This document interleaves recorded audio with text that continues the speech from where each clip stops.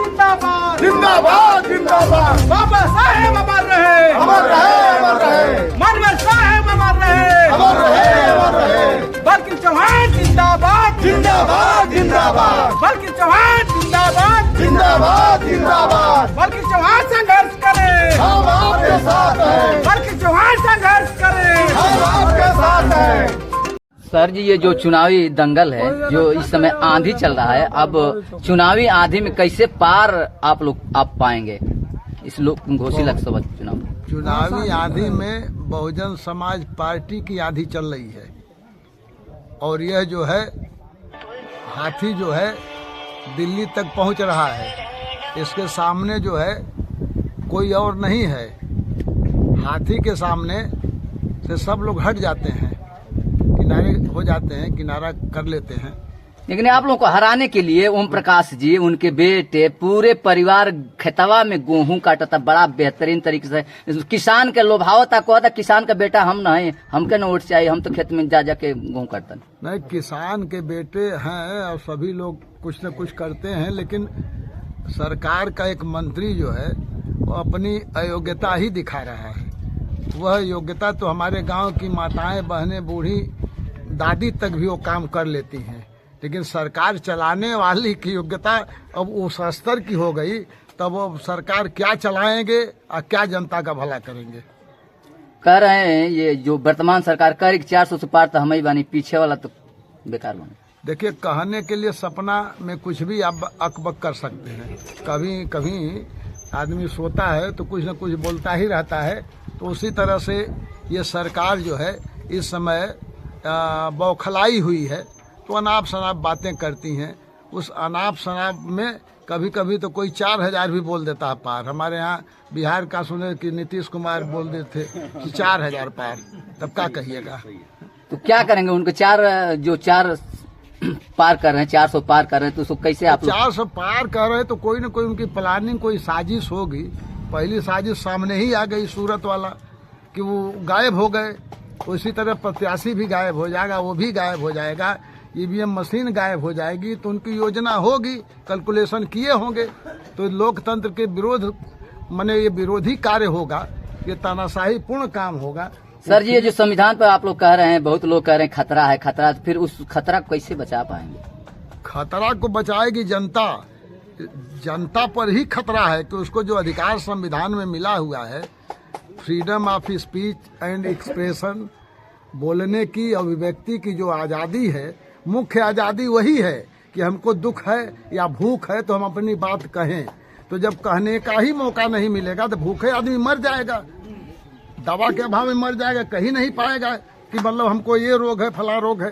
तो ये आरएसएस की यही विचारधारा है कि कुछ जो भी तकलीफ हो अपने अंदर बर्दाश्त करो और मर जाओ, और संसाधन का हम जो है अपने पूंजीपतियों, अपने ऐश आराम के लिए इस्तेमाल करें। राजू राज कह रहे हैं कि अब तो आप जैसे हो गए हैं बालकृष्ण चौहान घोषी से, अरविंद राजभर घोषी से, या ये तो मेरा और आसान कर दिए हैं, आप पहले रहे हैं लेकिन कुछ काम नहीं दिखाए हैं, वो लोग कह रहे हैं। हम तो 99 में रहे हैं और काम जो दिखाए हैं वो तो पार्लियामेंट में लिखा हुआ है, सामने है। जब भी वेबसाइट खोलेंगे, हमने पेट्रोल पंपों का, हमारे अभी ये अध्यक्ष जी ने बताया जो प्रभारी रहे हैं उत्तरा यहाँ के छत्तीसगढ़ के, ये पेट्रोल पंपों का आरक्षण जो है पिछड़े वर्गों को नहीं था, दलितों को था, खिलाड़ी कोटा, सैनिक कोटा, विकलांग कोटा। हमने आवाज़ उठाई कि पिछड़े वर्गों का हक मारा जा रहा है, तब सरकार ने लागू किया। अब कोई वांट निकलती है तो फला पेट्रोल पंप ये दलितों के लिए, फला बैकवर्ड के लिए, फला महिला के लिए। तो ये एक पूरे देश के बैकवर्ड के लिए हमने काम किया। जितना हमने आवाज़ उठाया बैकवर्डों के लिए, उतना अब तक किसी ने उठाया ही नहीं है। वेबसाइट पर उपलब्ध है, आप उसको खोल के देख सकते हैं। हमने करीब 150 सवाल उठाए और 1 से लेके 12वीं तक दूसरे लोग थे, हम 13वीं लोकसभा में थे, और 14वीं से 17वीं तक 4 लोग थे। न ये 4 लोग, न वो 12 लोग, किसी का आंकड़ा जो है 10-20 प्रश्न से आगे नहीं बढ़ा है। अब मेरे सारे प्रश्न ओबीसी के ऊपर थे, उनके हितों के लिए थे, दलितों के हितों के लिए थे। उसमें नहीं जाऊंगा। जो आप सब लोग जानते हैं, ये सरकार है तो बहुत ही महंगाई है, बहुत ही भ्रष्टाचार है, तमाम वादे किए गए कि हम काले धन लाएंगे, ये करेंगे, वो करेंगे। दुनिया भर की कहानी हुई कि देश नहीं बिकने देंगे, लेकिन सारी संपत्तियों को बेच डाले। ये जनता की संपत्ति है। ये सब कहानी आप सब लोग जान रहे हैं। मैं मुख्य रूप से ध्यान केंद्रित करना चाहूंगा एक मूल विषय जो है, असली विषय राजनीति का जो है, उसको समझना पड़ेगा। केवल महंगाई, बेरोजगारी, भ्रष्टाचार, शिक्षा, स्वास्थ्य तो ये आवश्यकता है ही है, इसी के लिए सरकार बनती है। लेकिन जो शासन का तरीका है, इस समय लोकतंत्र है, तो वह कायम रहेगा कि नहीं रहेगा, उस पर आज जो है तलवार लटक रही है। संशय पैदा हो रहा है कि कहीं लोकतंत्र खत्म हो जाने वाला है और संविधान खत्म हो जाने वाला है। उसके संबंध में मैं बताना चाहूंगा आपको कि शासन की जो पद्धति होती है, दो तरह की है। एक लोकतंत्र की पद्धति है कि जनता की राय से सरकार बनाई जाती है और जनता के अनुकूल काम न करे, ठीक काम न करे, तो जनता को अधिकार है, जनता ही मालिक है लोकतंत्र की, वही सर्वोपरि है। जब चाहे बदल यही काम करता था, जैसा कि कहा जाता है, लेकिन वह किसी की राय से नहीं करता था, उसके मन में जो आता था। लेकिन आज लोकतंत्र है तो जनता की राय है कि हमें क्या चाहिए, उसको कहने का मूल अधिकार है संविधान में, कि अपनी बात को वो कह सकता है। लेकिन राजतंत्र और एक तंत्र में उसको वो अधिकार जो है कहने का नहीं है। अब सवाल यहीं पर एक खड़ा है, इस समय जो अभी घटना घटी है उसके उदाहरण मैं दूंगा। ये सरकार चाहती है कि जनता के जरिए जो चुनाव हो रहे हैं, जनता की जो राय है, इसकी कोई जरूरत अब नहीं है। पहले जैसे राजतंत्र था, हम जो कहें वैसे चले। आपने चंडीगढ़ का देखा होगा वीडियो, वहां का जो चुनाव हुआ था मेयर का, किस तरह से भाजपा के ही एक नेता जो है प्रिजाइडिंग अफसर बनाए गए थे और किस तरह से जनता ने जिसको वोट दिया था उस वोटों को क्रॉस करके खराब किया। सब लोग देखे कि नहीं? माने जनता की राय को जो सत्ताधारी है उसने खारिज किया कि जनता की राय की कोई जरूरत नहीं है, हम जो चाहते हैं वो हो। ये एक तंत्र है, ये तानाशाही है। यही लोकतंत्र का खात्मा हो गया वहां। वही कहानी फिर आज कल सूरत में हुई है और बरेली में हुई है। बरेली में एक पर्चा बहुजन समाज पार्टी का प्रत्याशी गंगवार, उसका खारिज किया गया। पर्चा नामांकन होता है ना, क्यों खारिज किया गया? बताया गया कि उसने शपथ पत्र में 2 कॉलम खाली छोड़ दिया था। लेकिन उन लोगों ने बताया कि उस जो 3-4 पेज का शपथ पत्र होता है, उसमें से एक पन्ना उन लोगों ने बदल दिया। जब चंडीगढ़ में मतपत्र को काट कर ये हो सकता है, तो उनके अधिकारी एक पन्ना नहीं बदल सकते हैं? तो बदल करके मानी अब जनता अपने राय से अपना नेता न चुन सके, ये महत्वपूर्ण बात इस समय है। अब रोजी रोटी, महंगाई, नौकरी चाकरी तो अलग की बात है। अभी तो जब लोकतंत्र रहेगा तब तो ये बातें खड़ी होंगी, और जब रहेगा ही नहीं तो कहां से खड़ी होगी? सूरत की कहानी कल की है, आज अखबार में है कि वहां जो है कांग्रेस पार्टी का प्रत्याशी का पर्चा खारिज हो गया। वो क्यों खारिज हुआ भाई? कि जो 3 उसके गवाह थे, प्रस्तावक, 3 पर्चा भरा था उसने और तीनों पर अलग अलग प्रस्तावक थे। अब दरखास्त दे रहा है बीजेपी का वकील। जब स्क्रूटनी होती है, नामांकन के बाद आखिरी दिन जो है पर्चे की जांच होती है, तो पर्चे की जांच के दिन जो है ऑब्जेक्शन करता है। अब तक कहीं ये सुना ही नहीं गया आज तक इतिहास में चुनाव के, कि ये जो कांग्रेस का प्रत्याशी है उसके गवाह जो है उनकी दस्तखत फर्जी है। ये पहले बार हुआ है, अभी कोई अब तक कहा ही नहीं। इसका मतलब कि प्लान किया गया था, ये व्यवस्था की गई थी कि फर्जी है कि नहीं साबित कर ही न पावे तो गवाहों को ही गायब कर दिया गया। कांग्रेस के लोगों ने बताया कि जब स्क्रूटनी हुई, पर्चे की जांच हुई, तो उस दिन गवाह हम लेके जाते हैं कि मौका हो तो डीएम साहब पूछ ले, भैया तुम दस्तखत किए हो कि नहीं। लेकिन वो तीनों गवाहों को गायब कर दिया गया, तो कैसे पेश करेगा? तो बीजेपी का जो वकील था कहा कि ये फर्जी है। तो जब फर्जी है तो जब गवाह रहेगा तब तो बताएगा कि नहीं मैंने किया है। तो ये तो प्लानिंग है। मतलब जनता जो है अपने राय से अपने नेता का चुनाव न करे, ये तानाशाही है। और साजिश के तहत वो निर्विरोध भी हो गए। हम भाई वही तो बता रहे हैं। अब देखिए, और जो निर्दल थे सबके पर्चे जो उठवा लिए। माने निर्विरोध का मतलब क्या हुआ? वो जनता द्वारा चुना हुआ एमपी नहीं बना, बिना जनता की राय से चुन लिया गया। तो ये सरकार की यही मानसिकता है कि बिना जनता की राय के ही शासन चलाया जाए। बिना जनता की राय से चलाया गया शासन वो राजतंत्र था, वही तानाशाही है, वही फिर ये लोग लाना चाहते हैं। इसलिए सबसे बड़ी जिम्मेदारी हमारी आपकी है।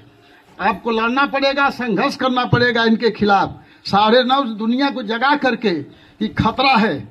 ये जो है आपको पुराणों में आप सुने होंगे भस्मासुर की कहानी। सतर्क हो जाइए। देश की आजादी बड़ी लड़ाइयों के बाद मिली है, अभी 100 साल भी नहीं पूरा हुआ। लोकतंत्र जो है 1000 साल का ब्रिटेन में हो गया, अमेरिका में 400 साल का हो गया, फ्रांस में 400 साल का हो गया। हम तो 100 साल के भी नहीं हुए, तब तक लौटने की बात हो गई। पीछे चलो, वहाँ एक तंत्र वाले में चलो, राजतंत्र में चलो, हैं राजतंत्र की करो तैयारी, आ रहे हैं भगवाधारी, फलाना ठिकाना है, हो रहा है कि नहीं? तो खतरा है। आपके अधिकार जो है फिर छीन जाएंगे। पुराने जमाने में जैसे आप अपनी चारपाई पर नहीं बैठ सकते थे, अच्छा कपड़ा नहीं पहन सकते थे, पढ़ लिख नहीं सकते थे, वो तो अंग्रेज आए, स्कूल खुला, अंबेडकर साहब आए, लड़ाई लड़े, संविधान बना, यहाँ तक हम लोग पहुंचे हैं। यहाँ से हम लोग लौटने न पाए। अब इसको, देश तो आजाद हो गया है, अब आजादी के रक्षा का समय है कि वो आजादी हमारी बची रहे, इसके लिए आपको मतदान करना है। और भारी बहुमत से आपको दिखाना है कि इस निकम्मी सरकार, तानाशाही सरकार जो बेकार है, जन विरोधी है, इसको हम उखाड़ फेंकेंगे। इसलिए आपसे अनुरोध है कि आने वाले 2000 जो 1 जून को चुनाव होगा, क्योंकि बहुत विस्तार से बताने का समय नहीं, आप समझदार हैं।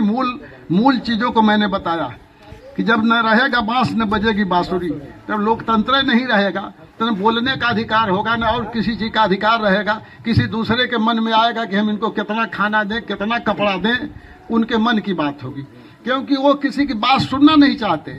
आरएसएस जो संगठन है उसी की संस्था बीजेपी है। तो आरएसएस की एक विचारधारा है, वो चुप रहने की ट्रेनिंग देती है अपने लोगों को, चुप रहने की ट्रेनिंग देती है। मतलब चुप रहो, भूख भी लगे तो चुप रहो, कहेंगे ये बहुत संस्कारित है, माने बहुत अनुशासित है। जबकि प्राकृतिक नियम है, प्रकृति ने बनाया है, सब संसाधन है, तो उसको भोजन चाहिए, कपड़ा चाहिए, हर चीज चाहिए। लेकिन ये सब संसाधन जो है कुछ पूंजीपतियों को देने के लिए जनता से छीन करके उनको अनुशासन का पाठ पढ़ाते हैं कि चुप रहो। मैंने नोटबंदी हुई, लाइन में लोग लगे तो कह रहे तो देश पर नहीं देख रहे हो कितने लोग -70 डिग्री में जो है लड़ रहे हैं जवान। बत्ती को केवल 2-3 लोगों को, अडानी अंबानी को दे दिया जाए और यहाँ भी लेके रहे, और जरूरत पड़े तो यहाँ से लेके भाग भी चले जाए करने। इस समय घोषी को मान लिया जाए या पूरे देश को मान लिया, पूरे देश में एक बहुत बड़ा हंगामा चल रहा है चुनावी माहौल को लेकर, चुनावी समीकरण को लेकर, चुनावी दंगल को लेकर के। अब गांव-गांव में जब भी मैं पहुंचता हूं तो कुछ न कुछ लोग मिल जाते हैं। एक भाई साहब हैं, अब इनसे ही बात होगी कि आए घोषी किसके सर पे आप लोग ताज बांधेंगे? घोषी का नाम बताइए, नाम क्या होगा? मैं विंध्याचल चौहान जी, कोड़वा ग्राम सभा। आज चुनाव का समय चल रहा है और सारे लोग चुनाव में उतरे हुए हैं। अक्सर कई के 3 पार्टियां जो है, लेकिन यहाँ जो है घोसी लोकसभा का चुनाव जो है बसपा के पक्ष में जा रहा है और हाथी यहाँ से चुनाव जीतेगी। हाथी पर लोग वोट मारेंगे और बालकृष्ण चौहान को सांसद बनाएंगे। अच्छा भैया, बालकृष्ण चौहान महोदय जी एक बार और रहे हैं तो कमवा तक क्यों न देखते नहीं कि हम बालकृष्ण चौहान जी का, मैं नहीं कह रहा हूँ, लोग कह रहे हैं, जितने वो घोसी के वोटर हैं कह रहे हैं कि बालकृष्ण चौहान जी दोबारा आए हैं, तो पहले में काम तो कुछ दिखाए नहीं। आप बताइए, कुछ है काम? देखिए, बालकृष्ण चौहान एक लेखक है और बहुत बड़ा विद्वान है। उनका काम इतनी बढ़िया काम हुआ है कि शायद कोई सांसद जो है लोकसभा में इनके बराबर क्वेश्चन नहीं उठाया होगा। और जो भी अगर देखना चाहता है, इनका काम देखना चाहता है, तो इनके लोकसभा कार्यकाल में और वो पूछ सकते हैं, मोबाइल से पूछ सकते हैं। आप ही एक ठो काम बता दीजिए महोदय जी का, आप ही एक ठो काम बताइए। अरे बहुत बड़ा काम हुआ है, बताइए तो। देखिए, जब ये अटल बिहारी वाजपेयी प्रधानमंत्री थे तो आज चौहानों का गौरव, चौहान। चलिए एक मिनट, आपकी बात मैं काट रहा हूँ। ये जो वर्तमान सरकार है जिसको बीजेपी कहा जा रहा है और मोदी योगी जी कहा जा रहा है, वह कह रहे हैं कि गरीबों को मैं जिलाने का काम कर रहा हूँ, यानी 5 किलो राशन, शौचालय, आवास वगैरह, 2000 सम्मान निधि, उसका नाम रख दिया गया किसान सम्मान निधि। तो फिर लोग उधरिया झुकल बना आपकी ओर, आप केंगन झुकी है? ऐसा है, अब तो वो लोग झूठ बोलते हैं, दुनिया में ऐसा कोई झूठ बोलने वाला नहीं है। कौन झूठ बोलता है? प्रधानमंत्री झूठ बोलते हैं, मोदी जी। मोदी जी। अभी जो है रिसर्च करके देखिए कि दुनिया का सबसे झूठ बोलने वाला प्रधानमंत्री कौन है? मोदी जी। और जहाँ से झूठ बोलते हैं वहीं भ्रष्टाचार है। अच्छा, सत्ताधारी के सामने आप लोग जैसे कह दिया जाए, भोजपुरी में कह दें कि आंधी की आगे बेना का बतास कहाँ ले काम करे, तो आप लोग सत्ताधारी के सामने आप लोग टिक पाएंगे हो? ऐसा है, हम लोगों की बात नहीं है। जनता तो किसी को उखाड़ के फेंक देती है, चाहे किसी सत्ता हो, चाहे कितना हो, बलाशाही हो, मजबूत हो, लेकिन जनता जिसको चाहेगी उसको उखाड़ के फेंक देगी। आप लोग की ओर मत बाका मत जनता है आप लोगों के साथ? अरे पूरा एकदम 85 जो है इनके तरफ एकदम चल दिया है। ओ 85 जो है। अच्छा, वो तो कह रहे हैं कि हम 400 से पार बानी हम ही, तो फिर ये लोग का पे जा, इस पे क्या कह रहे हैं? ऐसा है ना कि जिस समय वो चाय बेचते थे और जो चाय की समय ट्रेनों में बोलते थे, लो चाय, वही बोलिया अब बोलते हैं। ओ, और उनके पास कोई मुद्दा नहीं? कोई मुद्दा नहीं है, खाली चिल्लाने का मुद्दा है।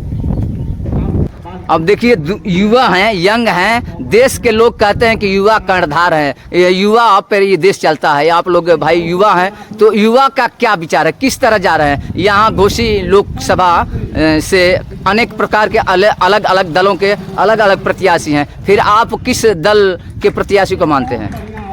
देखिए, दल की प्रत्याशी की बात नहीं है, बात यह है कि एक कहावत कहते हैं लोग, एक कहानी है कि जिस ओर जवानी चलती है उस ओर जमाना चलता है। तो हम लोग पिछले कई साल 2 दशक से देख रहे हैं कि माननीय प्रधानमंत्री जी को हम लोगों ने अपना मताधिकार दिया और उसके बदले में आज हम लोग बेरोजगार घूम रहे हैं, नौकरियां निकल रही हैं, पेपर लीक हो रहा है और जनता के बीच में कोई मुद्दे नहीं है, कोई उनकी योजना धरातल पर नहीं है, पेपर में हवा हवाई है। भ्रष्टाचार इस समय बढ़ा हुआ है, कोई अधिकारी कर्मचारी हम लोगों की बात को सुनने के लिए राजी नहीं होते हैं, अनर्गल की बातें करते हैं, घुमाते हैं, दफ्तरों का चक्कर लगवाते हैं, और इससे बढ़ के उपलब्धि आपको क्या बताएं। इसलिए हम लोग चाहते हैं कि आने वाले समय में माननीय बहन कुमारी मायावती जी के हाथों को मजबूत करेंगे और उनको लोकतंत्र में भेजेंगे। भैया, जो 400 से पार कह रहे हैं उस पर क्या आपका विचार है? वो कह रहे हैं कि 400 से पार मैं हूँ, तो फिर आप लोग किधर हैं? आप कह रहे हैं 400 से पार हैं, मीडिया वाले कह रहे हैं 400 नहीं, हम लोग नहीं कह रहे हैं, वही कह रहे हैं। जनता तो नहीं कह रही है, कोई जनता अगर कही हो तो बताइए कि मीडिया 400 पार के, मीडिया के अलावा कोई पब्लिक कह रही हो कि 400 के पार जाएंगे। बताइए बिहार में क्या हाल है? 40 सीट में तेजस्वी और वहाँ पे बहुजन समाज पार्टी और सब लोग झकझोर रहे हैं, तो सब झोली में नहीं क्या अनाज है, तो फिर चुनाव। ओम प्रकाश राजभर जी कह रहे हैं कि झूठो ही विपक्षी लड़ रहे हैं, कोई मतलब। ओम प्रकाश राजभर जी को तो दुनिया जानती है, वो उनको कुछ कहना जरूरत नहीं है। वो आज कब कहाँ रहेंगे, कहाँ जाएंगे। अभी तो आप लोग हालिया में देखे होंगे कि डिप्टी सीएम ब्रजेश पाठक जी ने उनके बेटे को झुका करके और दंडवत प्रणाम कराया। नहीं, वो कह रहे थे ना, वो कह रहे थे कि वो कह रहे थे भैया, वह कह रहे थे कि पब्लिक वोटर जो है देव तुल्य है, भगवान के स्वरूप है, भगवान का दर्जा दिया गया है। तो मैं 100 बार ऐसे प्रणाम करता हूँ। तो 100 बार प्रणाम करते हैं तो ठीक है, वही पब्लिक को आप भगवान मानते हैं, ठीक है, मैं मानता हूँ भगवान मानते हैं। लेकिन ये बताइए, अगर भगवान मानते हैं तो राम जी कहाँ से आ गए? अगर भगवान मानते हैं तो राम जी कहाँ से आ गए? अगर राम जी आ गए या पब्लिक मानते हैं तो पब्लिक की माँ बहन बेटियाँ प्रकाश जी के हाथ में रखी हैं कि पब्लिक दे देगी कि मेरी माँ बहन बेटियों को जैसा तैसा आप कहिए। ये कैसा न्याय है? ऐसे हम लोग निकम्मे और निर्लज प्रत्याशी को कभी अपना मताधिकार प्रयोग नहीं करेंगे, क्योंकि हम लोग युवा हैं। युवाओं की एक ही पुकार है, दिल से पुकार है, हमको रोजगार चाहिए, बस रोजगार चाहिए। ऐसी सरकार को हम लोग निकम्मा सरकार घोषित करते हैं। और आने वाले समय में जब तक हम लोगों को याददाश्त रहेगी, इस धरती पर रूह तक रहेगी, तब तक हम भाजपा को वोट नहीं करेंगे।